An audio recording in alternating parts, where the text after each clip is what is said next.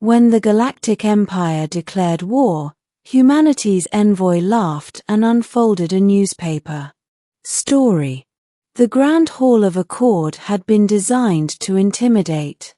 Its vaulted ceiling stretched kilometers above the assembled delegates, carved from a single slab of starstone mined from a dead world.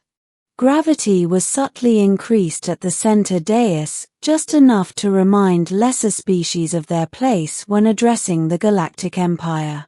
Banners of conquered civilizations hung in slow, deliberate motion, their colors faded but unmistakable. Supreme Chancellor Varel of the Ziran Galactic Empire stood tall at the apex, his armored crest gleaming beneath the lights. Around him sat the rulers, admirals, and envoys of 1,000 systems, all summoned to witness what had been announced as a formal correction. Only one delegation appeared out of place.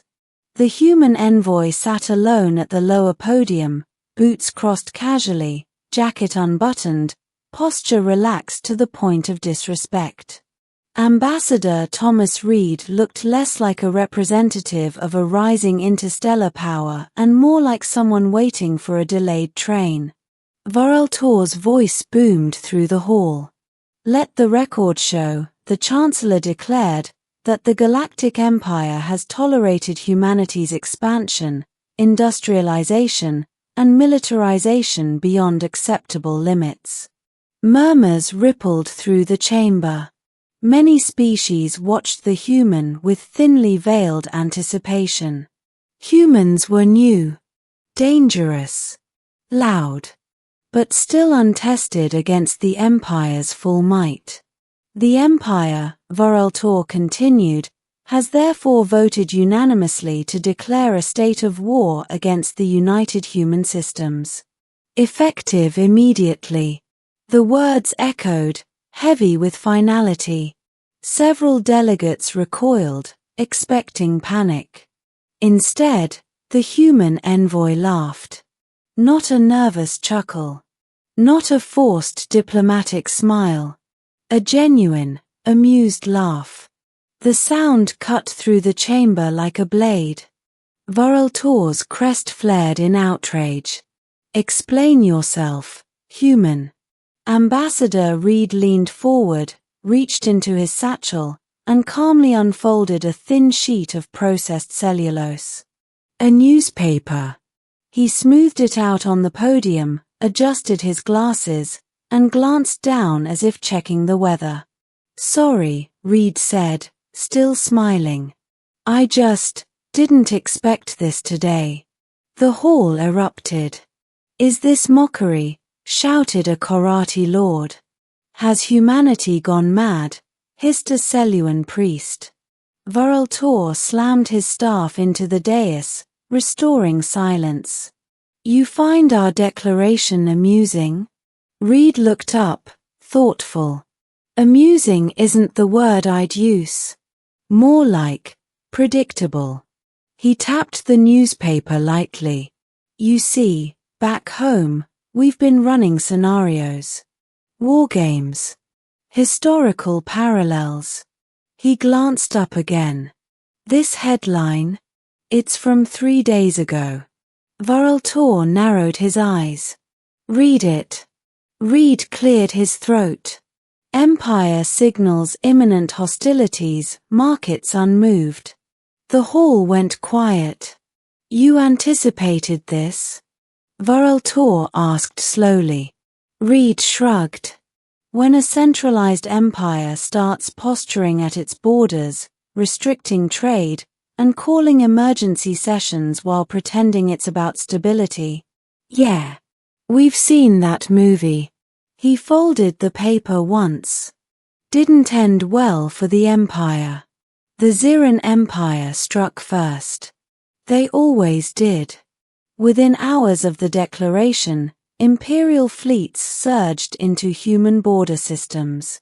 Dozens of worlds fell under bombardment as Ziran commanders executed textbook strategies refined over centuries of conquest. They expected chaos. They found preparation. Human colonies evacuated with eerie efficiency. Orbital defenses activated in layered networks that adapted in real time. Supply convoys rerouted automatically. Civilian casualties were far lower than projections. This resistance is heavier than expected, a Ziran admiral reported. Press on, came the reply. They will break. They did not. Human fleets did not rush to meet the Empire head-on. Instead, they harassed supply lines, ambushed logistics hubs, and vanished before retaliation could land. Ziran ships found their communications jammed, their targeting confused by countermeasures that evolved faster than their doctrines allowed. They are not fighting to win battles, one strategist observed uneasily. They are fighting to outlast us. 3 cycles into the war, Ambassador Reed stood once more before the Grand Hall, this time by Ziran request. Vareltor's crest had dulled. The banners above seemed heavier now. You are bleeding the Empire, the Chancellor admitted. Your fleets avoid decisive engagement. Your people refuse to yield. What is it you want? Reed unfolded another newspaper. Vareltor twitched. Must you always do that? It helps, Reed replied pleasantly. Keeps things grounded. He read aloud. Human war economy surges, civilian production converted in record time. Reed looked up. You see, Chancellor, humans are very good at one thing. And what is that? Vareltor asked bitterly. Turning survival into an industry. He leaned forward. Your empire relies on obedience. On stability. On everyone playing their assigned role. We rely on chaos, innovation, and people who refuse to quit. Vareltor said nothing. Every factory you destroy, Reed continued.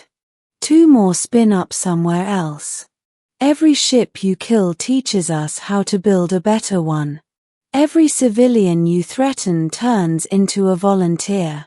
He folded the paper neatly.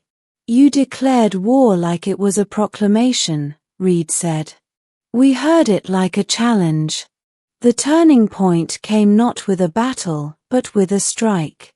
Human forces bypassed Ziran frontlines entirely, executing a risky, deep penetration maneuver into Imperial core space.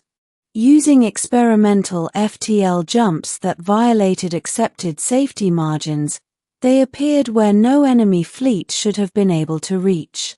Above ZYR Prime, the heart of the Empire burned under human precision strikes. Not cities. Not civilians. Infrastructure. Shipyards. Data nexuses. Command relays. The Empire's ability to coordinate collapsed overnight. Panic spread faster than any weapon. How did they reach us? Vareltor demanded as emergency lights flickered in the palace. A trembling aide replied, They didn't ask if it was possible. They calculated acceptable losses and went anyway. The war ended not with surrender, but with exhaustion. The Ziran Empire sued for peace. In the final session of the Grand Hall, Ambassador Reed returned one last time. He did not bring a newspaper. Vareltor addressed him with weary honesty. Why did you laugh? Reed considered the question. Because empires always think they're the final chapter, he said. Humans know better. We're written by conflict. Forged by failure. Every time someone declares war on us, they think it's the beginning. He smiled faintly. For us, it's just another article in a long, bloody history. Vareltor inclined his head in respect. As the treaty was signed and the banners of conquered worlds were quietly taken down, a new truth settled across the galaxy. Declaring war on humanity was not a threat. It was a punchline.